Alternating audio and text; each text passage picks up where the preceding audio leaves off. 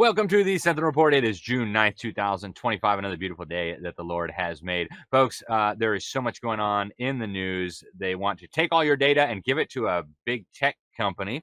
Yep. They are working on reining in the Federal Department of Education, but what does that mean for local school boards? The great G. Edward Griffin is going to join us to talk about some really critical stuff as well. So stay tuned. We've got a lot for you. But first, a word from the Word. This comes out of Hebrews 11, one of my favorite books in the Bible, one of my favorite chapters in the Bible. Starting in verse 23, the Bible reads, "By faith, Moses, when he was born, was hidden 3 months by his parents because they saw he was a beautiful child and they were not afraid of the king's command. By faith, Moses, when he became of age, refused to be called the son of Pharaoh's daughter, choosing rather to suffer affliction with the people of God than to enjoy the passing pleasures of sin, esteeming the reproach of Christ greater riches than the treasures of Egypt. For he looked to the reward. By faith, he forsook Egypt, not fearing the wrath of the king, for he endured as seeing him who is invisible." Good reminder, folks. Go read Hebrews 11. It is so beautiful. By faith, by faith, by faith. Now, the news cycle is just out of control, but we got to start with the obvious, folks. The riots in Los Angeles, they are not spontaneous. They are spreading right now, and you've got revolutionary groups, including a whole bunch with ties to communist China, running around the country, stirring up this madness. Trevor Loudon actually has some really powerful stuff on his Twitter exposing who is in charge of this. Trevor Loudon, being one of the greatest anti-communist researchers out there, talks about Freedom Road Socialist Organization.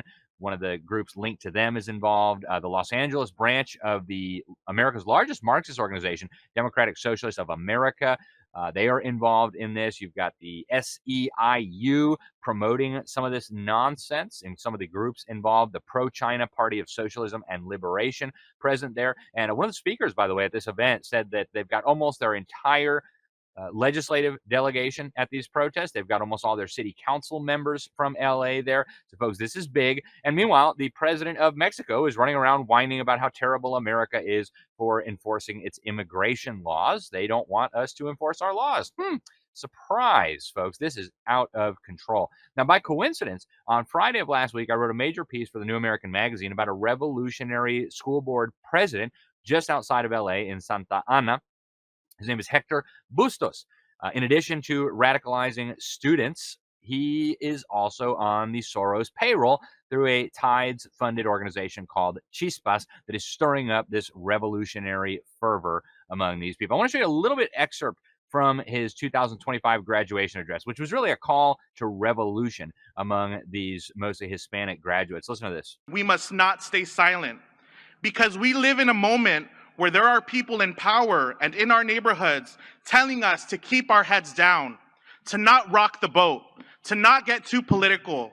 But let me ask you something. Is it too political to demand that children should not be held in cages? Is it too political to be undocumented? Or is it too political to say that being undocumented is not a crime, but that separating a mother from her child is? Is it too political to believe that the color of your skin should not determine whether you survive a traffic stop? Is it too political?" It's an 8-minute speech, folks. It's bonkers. He says America is built on the exclusion of people who look like us, and it's time to bring down the system. All right, this is from this guy. Now, I grew up in Mexico. I spent more time living in Mexico than any other place in the world. And I'll tell you what, we don't want America to look like Mexico or any other place in Latin America. We want to preserve our culture. We want to preserve our traditions. And stirring up students on the taxpayer dime to revolution is not just inappropriate. In my opinion, it ought to be considered criminal. This is out of control, folks, to brainwash kids and then try to use them as cannon fodder for a Marxist revolution. Speaking of open borders, Mohammed Solima, yeah, that's the guy accused of setting a bunch of protesters on fire in Boulder, Colorado, peacefully protesting for Israel. He's now in federal court facing hate crime charges in addition to various state charges relating to the attack that injured 15 people when he started trying to set them all on fire. See what happens when you have open borders, folks? Nothing good. Now, turning to our friend General Flynn, who's been a guest on this program many times, he put out an incredible warning about the deep state in America trying to force Donald Trump into a third world war between the world's two greatest superpowers, the United States and Russia. He talks about dark forces inside and outside our country trying to engineer a military confrontation that no sane person would ever want. I encourage you to check this out, folks. We're going to get him back on the program here very soon. He talks about the American deep state is a threat not only to peace, but to the president. He says the president should distance himself from other Western leaders who are acting in an irresponsible manner with respect to Ukraine. He called out certain lawmakers like U.S. Senator Lindsey Graham who love wars fought by others. They are no friends of America, he says. And finally, I urge the American people to stand prayerfully and resolutely with President Trump as he cleans house and acts in pursuit of the type of peace which President Kennedy embraced. Folks, powerful, powerful warning. Now, we've got members of Congress introduced a new bill to have a comprehensive audit of our gold or our alleged gold. Really important legislation there. We'll bring you more on it as time goes on. But also the one big beautiful bill, lots of good stuff in there, folks. But I do want to let you know about a little provision that's very dangerous. It's in a school choice element. And what it would do is it would force these schools that take federal money through this program they're creating to obey a number of different federal statutes, including something called the Individuals with Disabilities in Education Act, IDEA, that would essentially open up the door to Medicaid and all kinds of federal programs in these schools. It's on pages 716 and 717 of the One Big Beautiful Bill. Some people working on the Senate right now to try to get those things out, but this is very dangerous, folks. It's a major step toward federalizing our private schools, and we have got to push back. I'll try to share more with you on that as we get it. Now, Justice Kavanaugh signaled that the Supreme Court will probably decide the constitutionality of AR-15 bans pretty soon. The Supreme Court declined to hear a case involving the state of Maryland that has banned AR-15s. Clarence Thomas was quite upset with the fact that they dodged this one. Says this question is critical to tens of millions of law-abiding AR-15 owners throughout the country. We've avoided deciding it for a full decade. Folks, mark my words, the Supreme Court is getting ready to permit bans on AR-15s. So watch it, okay? Yes, we have a conservative majority, but it's a conservative majority. If you're listening to us on the radio or on podcast, I'm making little air quotes. Folks, do not leave your freedoms in the hands of the Supreme Court. We've got to work with Congress on this as well. The Supreme Court also unanimously dismissed Mexico's multi-billion-dollar lawsuit against the American gun industry. Justice Elena Kagan, a big-time liberal, wrote the decision there and said, yeah, this is silliness. There is another gun bill in Congress. U.S. Senator Chuck Grassley has introduced S4104, the Protecting Communities and Preserving the Second Amendment Act of 2024. Forget the title. It is filled with attacks on the Second Amendment. More background checks, silliness, more mental health, silliness, more records for the NCIS. Folks, there's a lot of really problematic elements of this bill. Now, Trump advisor Rick Grinnell has said now that anti-gay voices are not welcome in the Republican Party anymore. And this just resurfaced recently after a very well-known Christian conservative was fired from a post in the Trump administration as a result of his views on marriage and family. I want to show you just a little excerpt from this clip.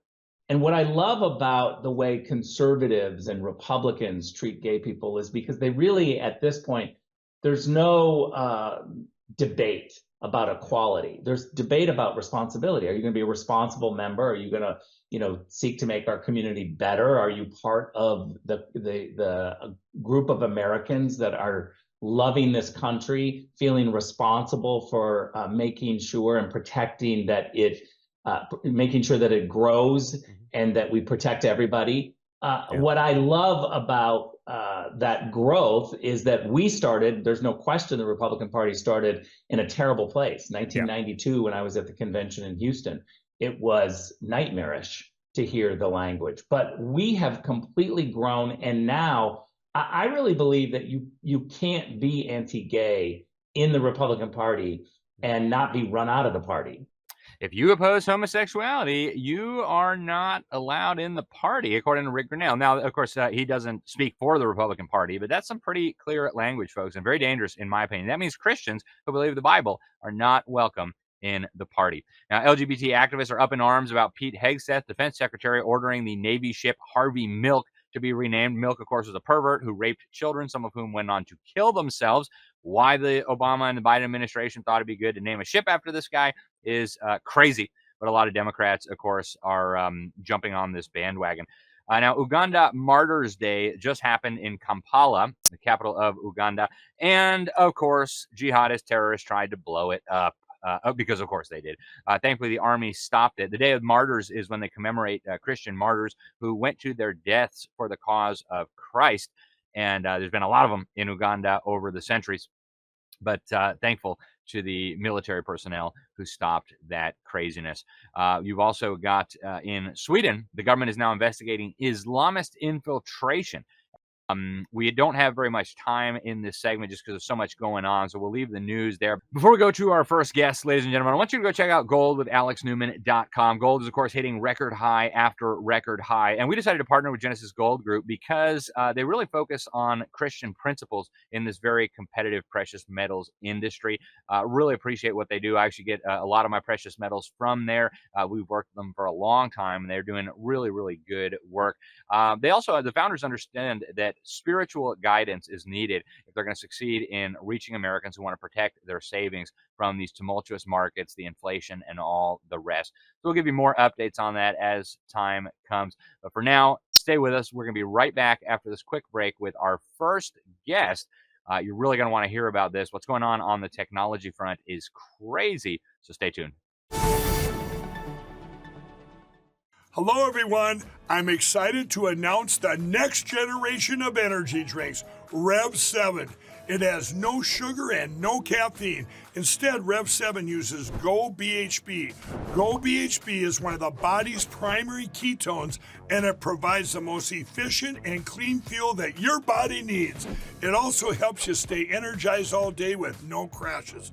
Not only that, it produces 3 times more brain energy than sugar, which helps boost your memory, focus, and mental sharpness. It also helps reduce stress and helps balance your mood. Rev 7 does all that while being the best tasting energy drink ever. So go to mypillow.com or call the number on your screen. Use your promo code to save 20% today. I'm so sure you're going to love Rev 7. For a limited time, you get our introductory 3-pack absolutely free.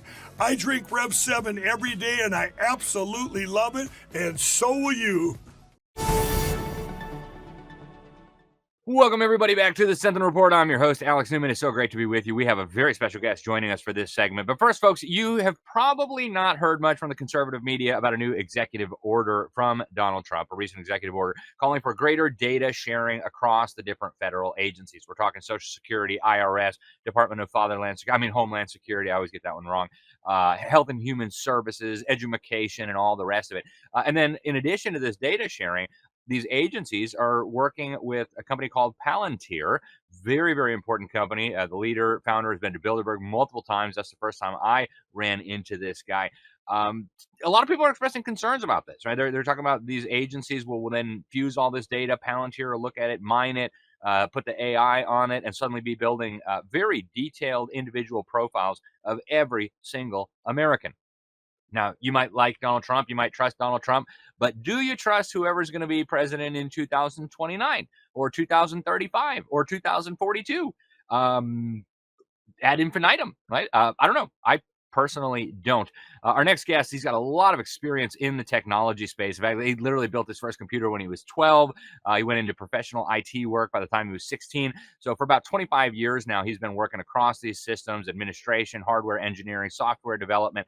And in 2013, he discovered blockchain, realized the potential here to restore privacy, freedom, sovereignty for individuals. And he has now launched an incredible project that I actually use sometimes. It's called Qortal, the Qortal Blockchain Project. It's a decentralized open source network where you can communicate, you can do all kinds of stuff without government permission, government oversight, corporate permission, corporate oversight. A lot of good tools on there. Jason, welcome to the program. Thank you very much for joining us. What do you say about this data sharing among the different federal agencies and then allowing Palantir to come in and kind of make use of that data? So, well, a lot of systems on the internet, right? They were kind of built for this purpose, right? Facebook and all of the other social media platforms were basically there to trick people into giving this data out there, right? Making it available publicly, right? So what we are doing is making that not possible, right? So on the Qortal network, the only data that goes anywhere is data that you as the user specifically decided to say, I'm going to make this data public, or I'm going to share this data with this specific group or this specific person. That's it. There is no metadata like there is when you're accessing any website and then the server can grab this information and send it wherever they like. That doesn't exist on the network that we're putting together. So yeah, these kinds of things have been happening for a long time, whether people have realized it or not. And the only solution to it is to have a network like Qortal that does not allow it to take place. And so that's exactly what we've been focused on, right? We're building an alternate infrastructure. So the internet is one infrastructure. We're putting together another separate one. And I do want to get into more depth on this because there's a lot of cool tools there. I think, you know, as censorship gets more egregious in the years ahead, this is a good way for people to keep information flowing. I think this is going to be a very necessary project in the years ahead. I think people haven't quite realized where this is all headed, but the smart folks who are paying attention know where this is going. And so I'm grateful that you guys are building the tools to make it possible to continue to do the things that we need to do. I want to turn to blockchain for a moment. You know, when Donald Trump came in early on, he banned central bank digital currencies. He told the federal agencies and the Federal Reserve to quit messing around with the CBDCs. But at the same time, we've got these two big bills in Congress, the Stable Act, the Genius Act, that in some ways, we've talked to several analysts on this, they're kind of turning what used to be the private decentralized cryptos into kind of the very thing that a CBDC does with the know your customer laws, the KYC. I mean, they want to be able to track and control everything. What are your thoughts on where crypto is going? All the big institutional players getting in now. I mean, is it still possible to use crypto for what its designers at least ostensibly created it for? So it is, right? But in my opinion, and I've been saying this for a very long time, I've predicted essentially what has taken place with the corporate control coming in and just basically taking over the space. That was something that was pretty predictable if you had been paying attention to certain key points. That is going to continue to happen, right? And the reason that's going to continue to happen is because the majority of these projects were not built correctly. Now, you can argue that Bitcoin was, and there are a handful of others that you can argue that they were. And if they were, and this is another key, if they are utilized in a decentralized fashion.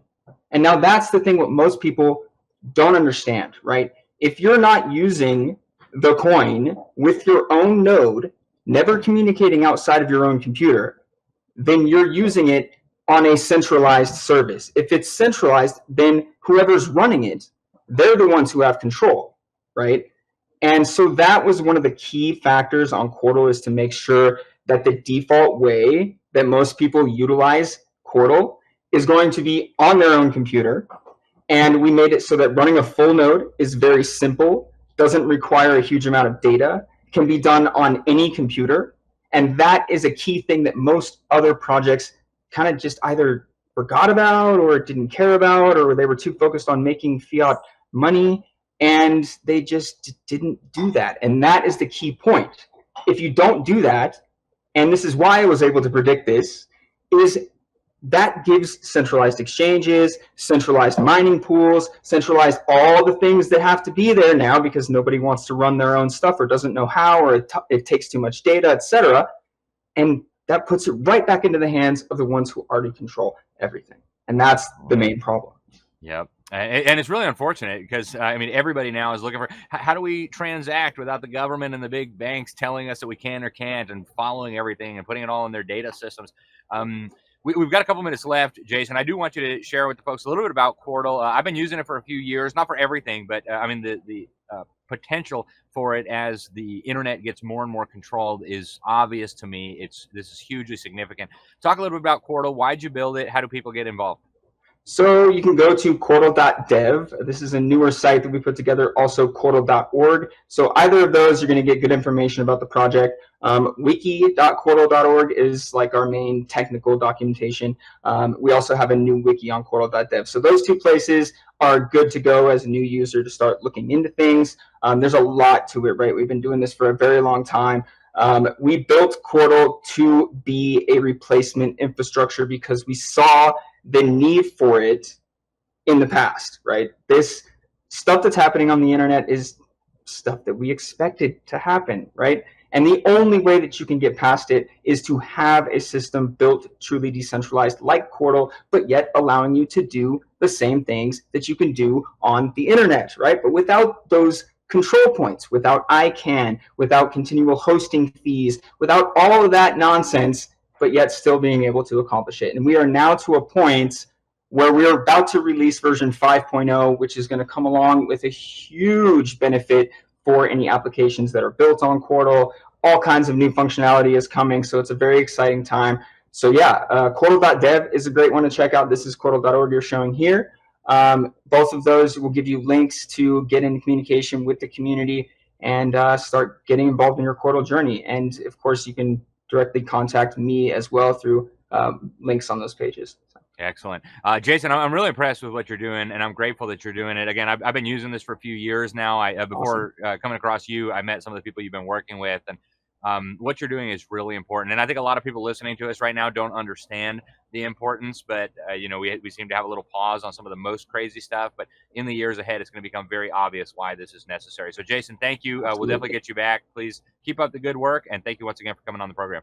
Thanks. Absolutely. All right, folks, stay with us. We're going to be right back with much more here on the Sentinel Report.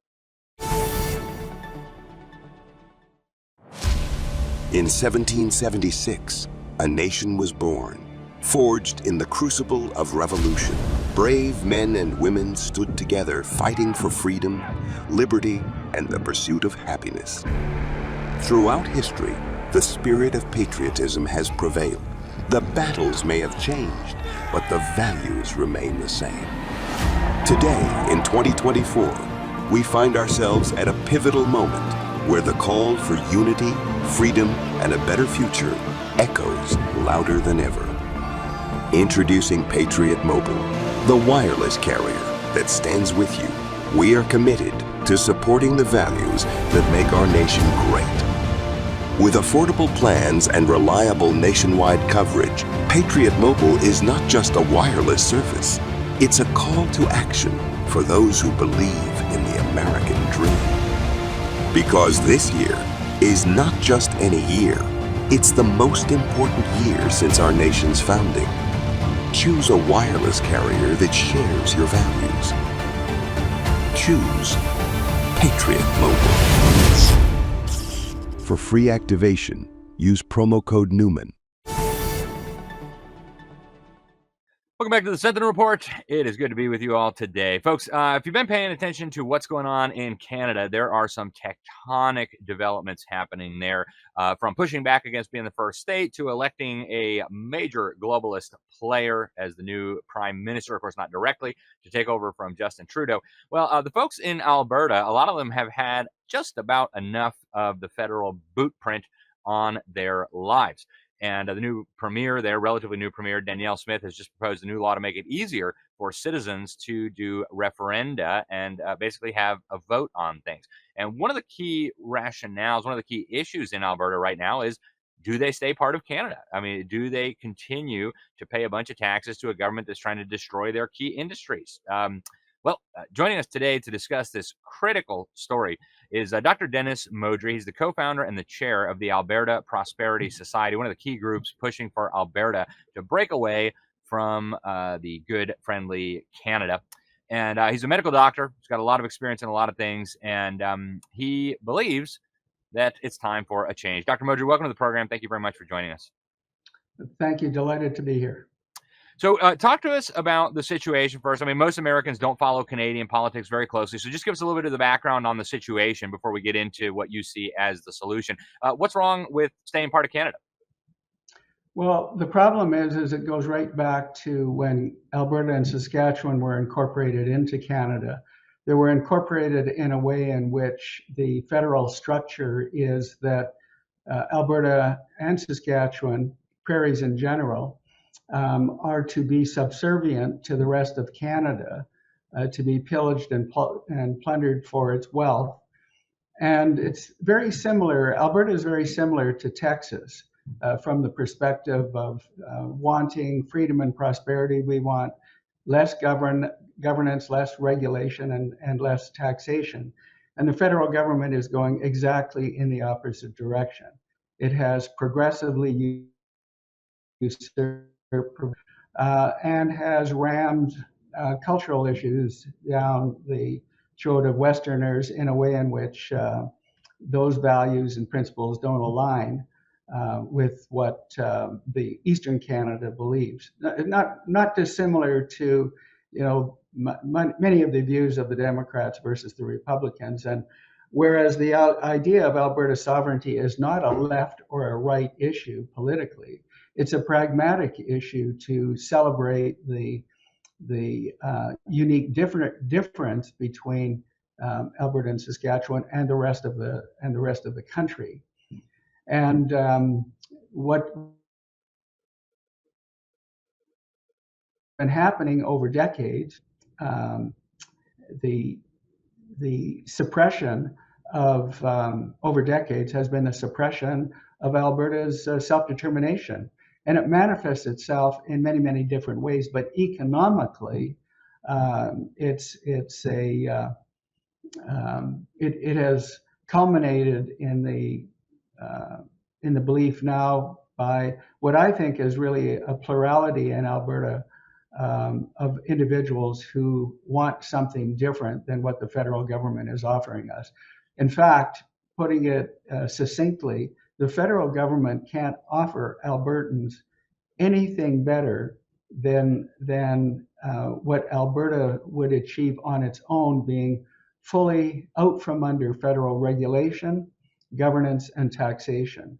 And the opportunity to dramatically improve the quality of life of individuals in Alberta, and for Alberta to then rise to its potential of being a global power player economically through its massive oil, gas, agricultural, water, and mineral wealth would be beneficial to the world, notwithstanding beneficial to Albertans, but also beneficial to the U.S. And, when the president says President Trump wants energy security, well, that comes from Alberta. Yeah. There's no question about it. And so there's a big appetite here for Alberta sovereignty, and we're moving in that direction. And the Premier has helped to facilitate that, because she recognizes that the structural problems in Canada cannot be fixed. They require opening and changing the Constitution, and the hurdles are impossible to do that. And hence, here's where we are at, with the only viable solution to protect our freedoms and prosperity. Yeah, we're down to just a couple minutes left. Folks, you're probably not as familiar with Canada as you should be, but basically the richest province in Canada is poorer than the poorest state in the United States. And that's not because they don't have enough natural resources, not because, the culture is pretty similar to American culture. Ancestors came from the same places, largely speaking. The real problem, it seems to me at least, is the federal government up there. They want to tax everything and micromanage everything. They got the carbon taxes that I guess have just been suspended. But Alberta's got a lot of oil, a lot of resources, and a very industrious people. The question now, the normal media doctor is saying that this is kind of extreme, but it's possible. Do you think there is a real shot at Alberta becoming independent? And what would that mean from the federal government's perspective? I mean, would they just sit back and say, well, the people voted, I guess we'll let Alberta go? Or would they escalate the situation here? Well, let's look at it from the perspective of what we're doing legally. We're following the legal requirements of what has been defined as the Clarity Act, which is the methodology by which a province can leave Canada. So we're following that legal process. But in addition to that, there's international law. And international law permits a region that wants to form its own country to have a referendum that would be in support of that. And then when it's recognized by international law, then that region would be recognized internationally as a country. This would be very similar to what happened to Kosovo in 1998. And so when Alberta has a successful referendum on secession to become a sovereign nation, and for example, the United States acknowledges that, then ipso facto, that is the outcome.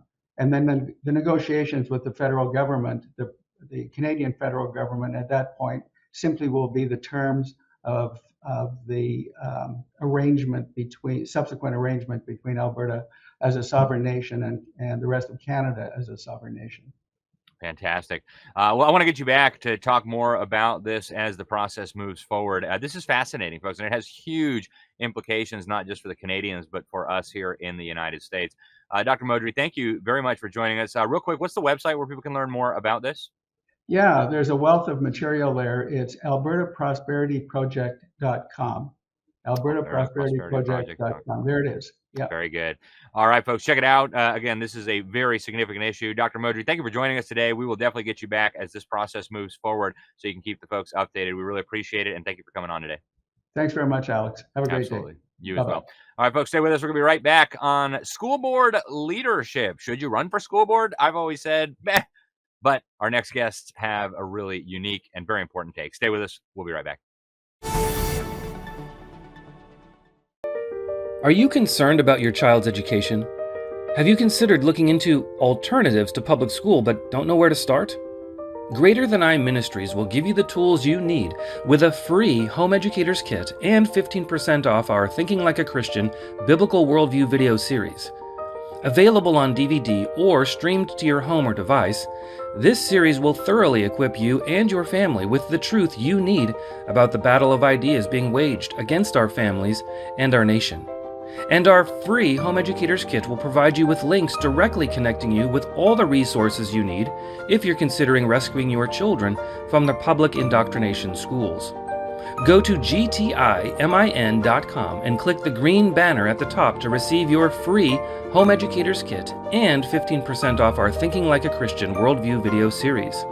Again, that's gtimin.com and click the green banner at the top. You'll be glad you did. Welcome back to the Sentinel Report. Alex Newman, your host here. Thanks for being with us, folks. You guys know education is, I think, the most important issue of all the issues. And, of course, there's a lot going on the education front right now. Donald Trump's executive orders trying to get some of the DEI or DIE stuff out of our schools. Also trying to at least rein in the Department of Education, make it a lot smaller, redistribute some of those functions. A lot of leftist school boards are not enthusiastic about these changes. Some are openly defying those executive decrees. Earlier in the program, we talked about this guy, the head of the school board out in Santa Ana in California, training kids for revolution and going on constant anti-Trump tirades. Folks, that's not limited to California. Of course, it's a nationwide phenomenon. Joining us to discuss, we have two incredible ladies, both of whom have served on school boards. They've got a new book out called School Board Leadership the Right Way. We're going to talk about that. But welcome to the program, ladies. Thank you very much for joining us today. Thank you for having us. Absolutely. Karen, I want to start with you. You served in the Navy. You were in federal procurement. You served on one of the most important school boards in the country up in Virginia. And you have written a lot on these issues. You've also got a doctorate degree in education. What do we make of these executive orders from Donald Trump? What does it mean for local school boards? Are they going to be getting more flexibility here? And what does that mean for the school boards that want to double down on the crazy? Well, I think that the executive orders are a step in the right direction. They are not the final aspect. Executive orders, as we all know, can be overturned by the next administration. And so it's important to not just have something for the moment, but have the legislature do something with regards to changing the law. We have so many antiquated laws that need to be updated, and I think it's just very important for the next step to be followed. And for the states that don't comply, there needs to be consequences. There needs to be, now typically the federal government says, well, we're not going to give you funding because that's the carrot that the federal government always dangles. But they need to hold to what Donald Trump campaigned on, and they need to hold firm with regards to consequences, or we will continue down this road. The bureaucracy is wide and deep. Absolutely. Laura, turning to you, Laura Zorc, you've been involved in these battles for a long time. In fact, you and I first crossed paths over a decade ago during the Common Core fight, where the federal government was trying to force the states and the districts to adopt these asinine standards. Forgive my French. You've got a great organization. You're the president and founder of Best in Ed up in Washington, D.C. You actually served on the school board down here in the great state of Florida in Indian River County. You've done a lot of work on this. What do we make of what Donald Trump is trying to do here? And is it potentially a double-edged sword? I mean, if Congress doesn't enshrine some of these changes the right way into federal statute, does that mean that the next deep state Democrat puppet in the White House can just turn around and do the same thing, but force the DEI back into the class and the gender stuff and the indoctrination? Yes, absolutely. If we do not get this codified within Congress to dismantle the Department of Education, because we know that there's the Department of Education Organizational Act that went in effect back in 1979 under Jimmy Carter. If we don't reverse that, what I really see, if we don't do the job under the Trump administration with this congressional house that we have, the next administration that comes in, who could possibly be a liberal administration, is going to do it smartly and do it the right way. And they're going to be enacting things that could never take effect through executive orders. So we need to do the job under this president. But what this means is we have a time whenever we're dismantling and we're returning the power back to our states and our local government. We have a duty to make sure that our school board members are properly trained and they understand their authority, because we don't want to move from a federal bureaucracy to a local bureaucracy through our superintendents and administrators. And that is what our book does. It really shows our board members how to do their job and how to do it right. Excellent. And I want to dig into that now. People who watch this program regularly know I am not a huge fan of the government school system. In fact, I have been urging parents to get their children out for at least a decade. I've talked to school board members, state school board members, state superintendents across the board. And there are some that are still in there fighting, but a lot of them just say, you know what, it's hopeless. There's nothing we can do. They took us for our orientation. They said we could talk about salaries and uniforms. And, I'm not interested in salaries and uniforms. But you guys argue in your book, I encourage people to check it out, especially if you have a school board member in your life that needs this information. It's called School Board Leadership the Right Way, a comprehensive professional resource for school board members. You guys argue that school board members can do quite a bit in terms of protecting the kids from some of these terrible agendas. Karen, let's start with you. What do you see as the effective ways for school board members to resist this stuff and make sure kids get a good education? Well, I think the first thing is that they need to understand that the federal government is unconstitutional when it comes to education, because there's nothing in the federal constitution that authorizes school boards or school board members or any authority. But you will find in every state constitution an article that addresses education. So they need to understand where their authority comes from, which is the state constitution and their state statutes or state code, whichever they have. And then they need to assert their authority. They don't need to have the superintendent usurp their authority. And so too often they revert or divert or divest their authority into the, because too many people who run for school board are not knowledgeable about the world of education. They haven't lived in the arena for decades like Laura and I have.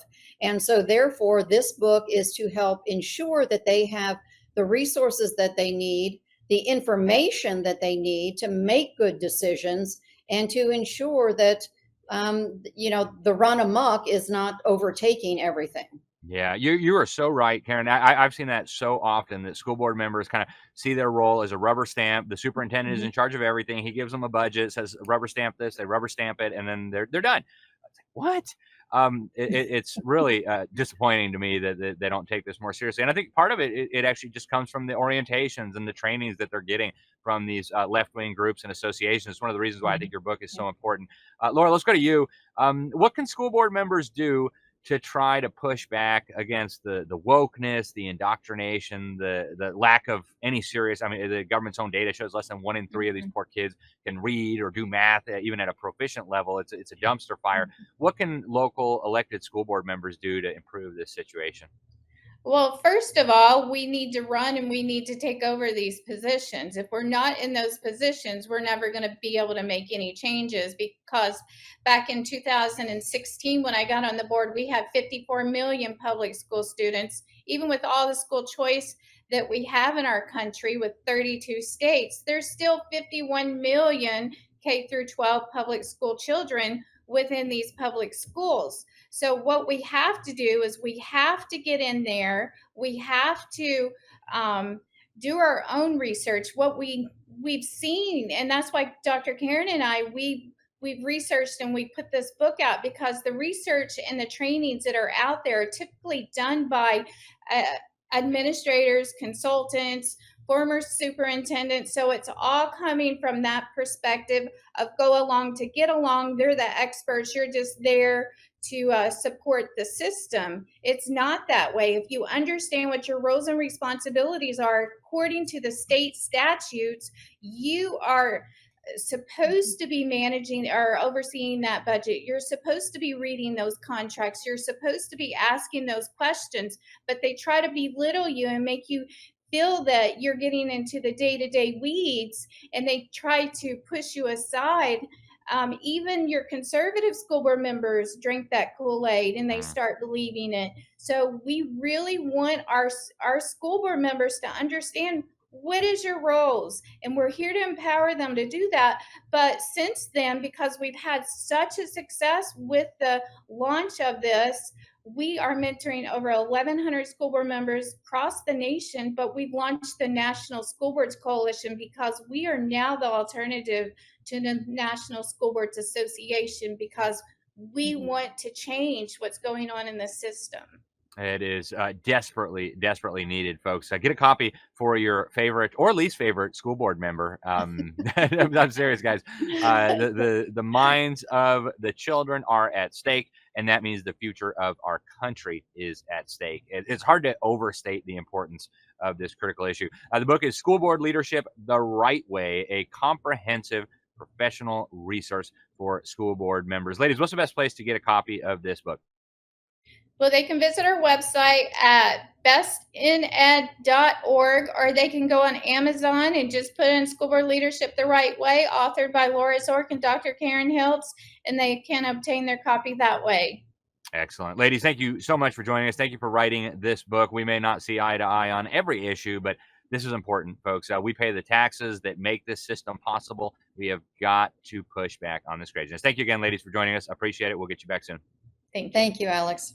All right, folks, stay with us. We've got one more segment here on the Sentinel Report, and we'll be right back.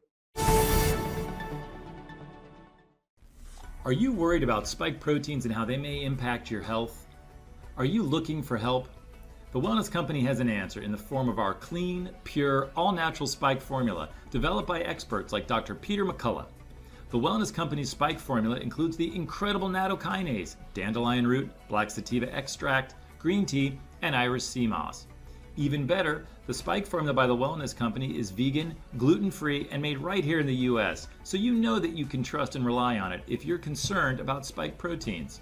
Buying American-made, natural ingredients of this quality separately will cost you over $100. Our spike formula is only $65.99. Get spike formula today by going to twc.health.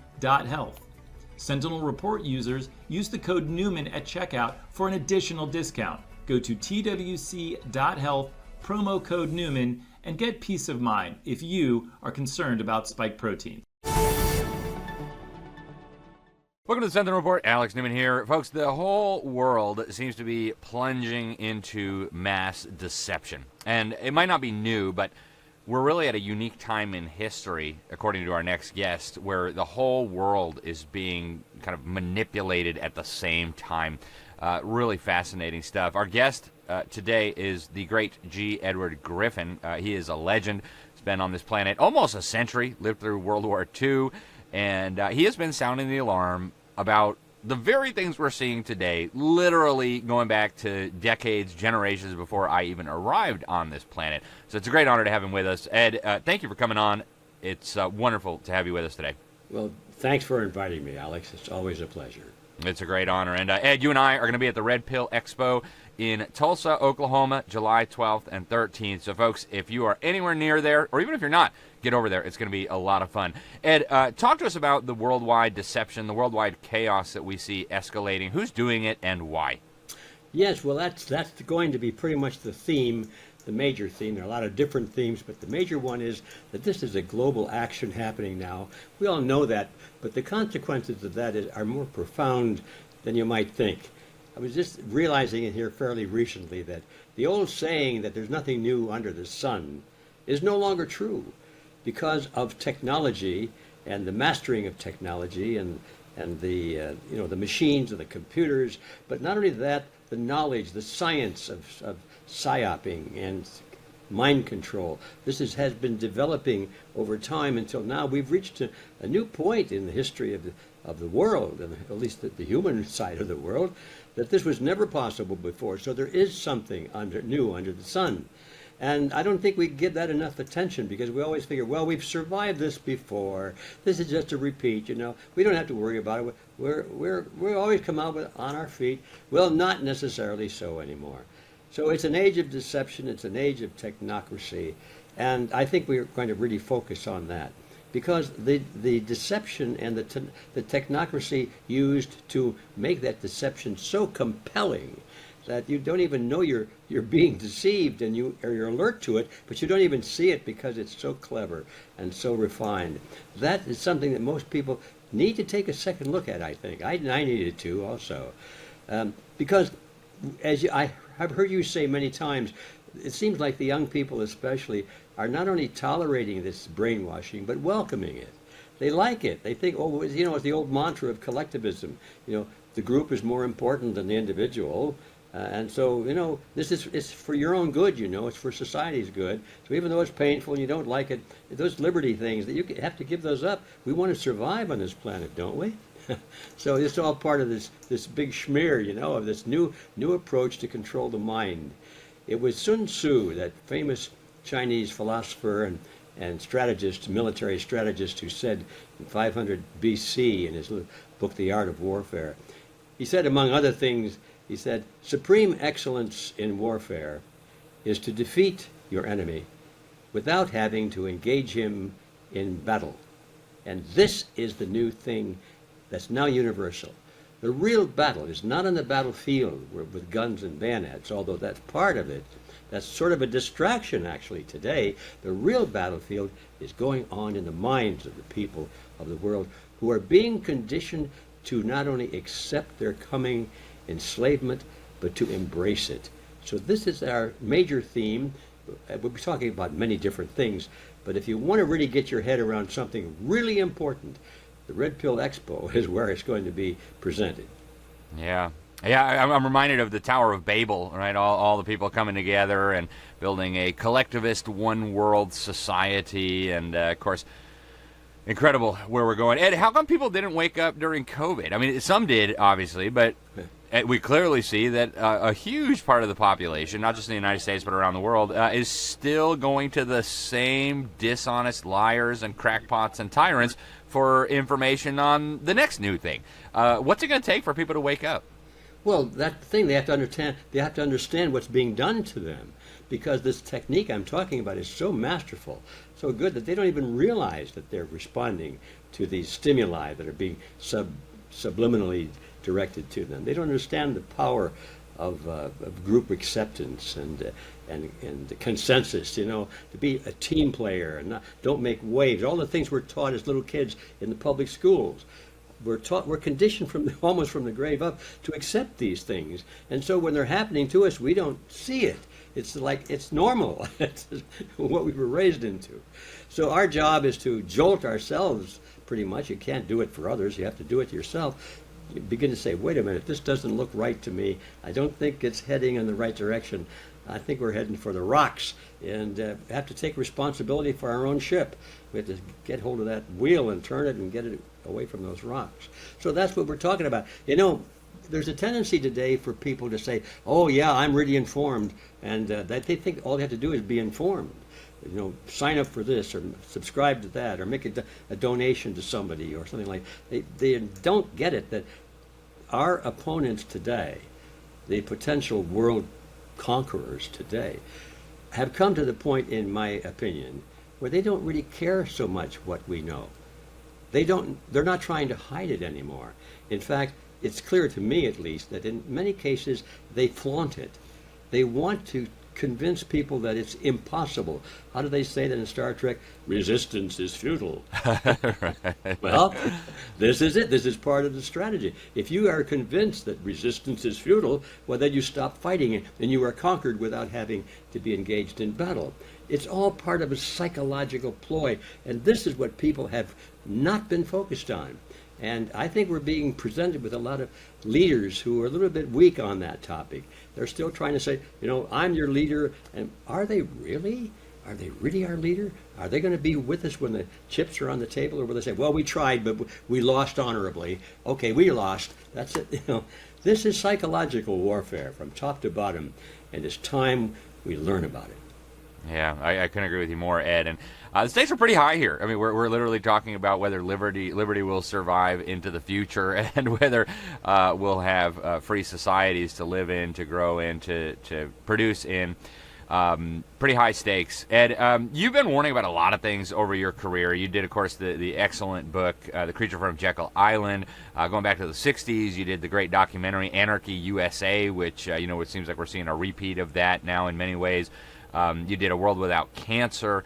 You have warned about so many of these things, Ed. Where do you see this all going next? I mean, what's going to be the next big crisis, the next COVID, the next world war? What are they going to use to try to beat us into submission? This is funny, Alex. I ask that question all the time, and you're one of the people I would ask that. I don't think any of us really know, but we got a pretty good clue from this guy Klaus Schwab some time ago. I was never so stunned in my life when I heard him on camera say, the future involves multi-crisis. The polycrisis of doom. Yeah. That's the answer, multi-crisis. Right. So all of these things can be unleashed at the same time, and that's part of the strategy, the psychological strategy. You have so many things going on at once. What's the average person going to do? I don't know. I'm overwhelmed, and my leaders don't know what to do either. I thought I could trust this guy, and now look at him. Look what he's doing. So I trusted the other guy, but now look what he's doing. And so they just give up without having to fight because they have no leaders. If you take away, regardless of how we think we're supermen, we can't win this war alone. We have to join with others, and we have to have unity, and we have to have strategy, and we have to have a common belief system. We have to know what we're fighting for, not just what we're fighting against. And so what they take those things away from us by putting false leaders in front of us, or weak leaders, or corrupted leaders, or whatever you want to call it. These guys, they look like, they're big muscle men, they're going to solve and they speak the right thing, they hold up the Constitution, they talk about the Constitution, but they never do anything about it. They just talk about it. It's all psychological warfare. And unless we wake up to that strategy, I'm afraid the future does not look good. Now, I'm not a pessimist, but I am a realist. And as a realist, I think we're headed in some very, very tough times, no matter what we do. But I'm interested in coming out the other side as a winner. Everything I do is focused on not just surviving, how you get along for a little while longer, how you grow food in your yard, although that's important, but there's no way you win a war by defending only. The defensive is always doomed to ultimate defeat. That's a military strategy. And we, on our side so far, as I can see, except our little tribe, everybody's talking about defending. They never think about a counterattack. What are our ideas? What do we want for the future? What are our strategies? How do we recapture control of the system? How do we become City Hall instead of fighting City Hall. How do we become City Hall? These are questions that are alien to a lot of our people. So that's my mission in life, is to deliver that message and show that it's not impossible. It's going to be hard as heck, but it can be done. It's been done before. I always think in terms of crossing the Delaware in the American Revolution. The war was over. The American forces were defeated. It was coming up on New Year's Day, and first of the year, all the soldiers' enlistments were terminated. They were packing up their things, getting ready to go home to the farm. The war was over. Britain had won, and it was over, except for one thing. George Washington called his men together. I think it was Christmas, just the day before Christmas. And while the Hessians and the British were celebrating their victory in, I've forgotten, the Trenton across the Delaware River, and doing a lot of drinking, and they were pretty much slobbered, and they were sleeping, getting rid of their hangovers, Washington said, "Men, let's cross the Delaware in the middle of the night in a surprise attack. Are you with me? I'm going alone if you're not." And the men said, "General, yes, we're with you." And they crossed the Delaware. It was a surprise attack. The Hessians were running out of their beds, ran into the woods, into the snow, without their shoes, in some cases without their pants on, and they didn't have their rifles, and it was a rout. And that was the turning point for the American Revolution, which had no chance of winning whatsoever. Yep. It probably was even more severe and more hopeless than our situation today. Okay, you find examples like that in history, but not many of them. Why is that? It's because most people think of the defense, only the defense. Washington thought of the counterattack, and he surprised, and he won. It wasn't just that one event, but it was an attitude. It was an attitude, and that's what I'm talking about. We have to change our attitude.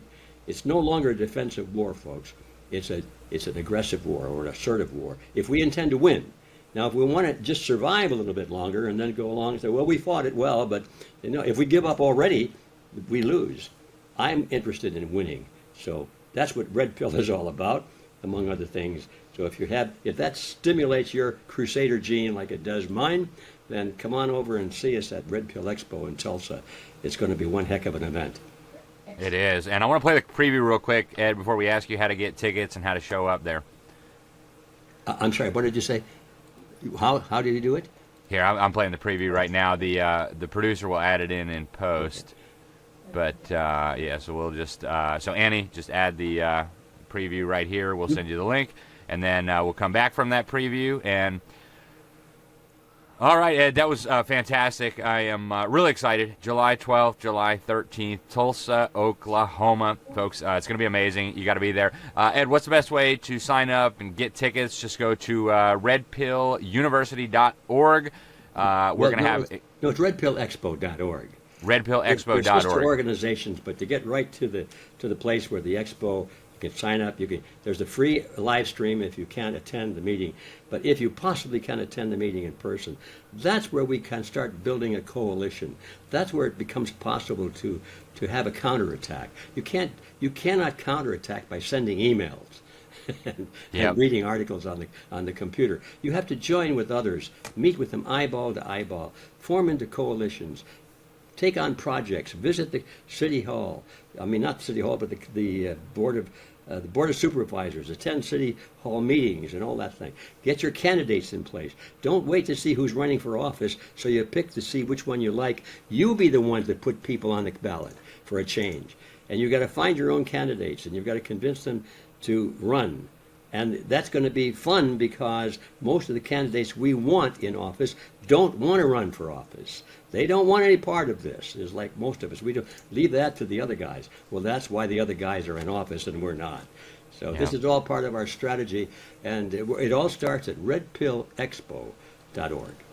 Excellent. Yep. And also redpillexpo.com will get you there as well. I just checked it out. There's going to be some great speakers, folks. Michael Yon, former Green Beret war correspondent. He will be there. Ed Griffin, We'll have Carrie Rivera, autism expert, Thomas Haviland, researcher looking into the blood clots, talking about why doctors and embalmers are afraid to tell what they know, and more speakers being announced as we speak. So, folks, get over there at redpillexpo.org, redpillexpo.com. Ed Griffin, thank you very much for joining us. It's always an honor and a pleasure. I look forward to seeing you in just a few weeks in Tulsa, Oklahoma.